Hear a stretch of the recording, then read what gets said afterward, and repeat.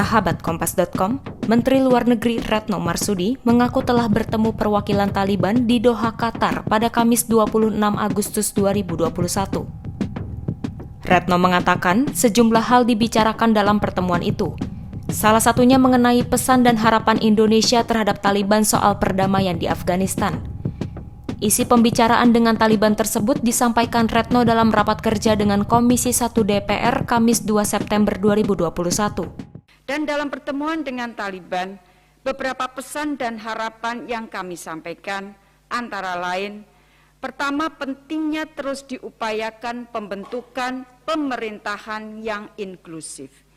Yang kedua, pentingnya jaminan bahwa Afghanistan tidak akan digunakan sebagai breeding and training ground bagi aktivitas kelompok teroris yang dapat mengancam keamanan dan stabilitas kawasan serta dunia.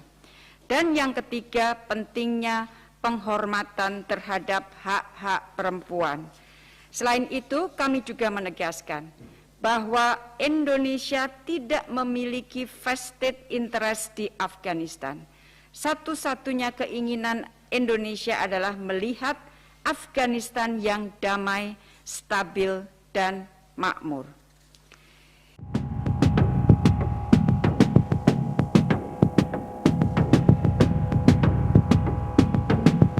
Menurut Retno, Taliban telah menerima sejumlah masukan yang diberikan Indonesia. Taliban disebut berkomitmen untuk membentuk pemerintahan yang inklusif sebagaimana harapan Indonesia. Retno juga menyebut Taliban telah menunjuk beberapa pejabat sementara sembari berusaha membentuk pemerintahan yang inklusif. Taliban menyampaikan komitmen untuk berusaha keras membentuk pemerintahan yang inklusif.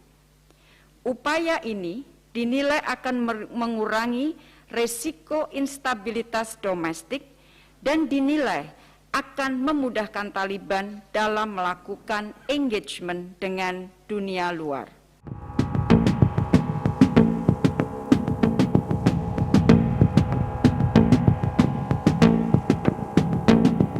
Sejalan dengan itu, hingga kini Indonesia terus mendorong terwujudnya perdamaian di negeri berjuluk kuburan para penguasa itu. Upaya perdamaian terus didorong antara Afghanistan dan Taliban melalui berbagai proses rekonsiliasi. Meski roda pemerintahan dikuasai Taliban, Indonesia diyakini terus melanjutkan hubungan diplomatik dengan Afghanistan. Hal itu disampaikan mantan Wakil Presiden RI Yusuf Kala. Ia mengingatkan hubungan diplomatik tetap berjalan ketika Taliban berkuasa pada 1996 hingga 2001.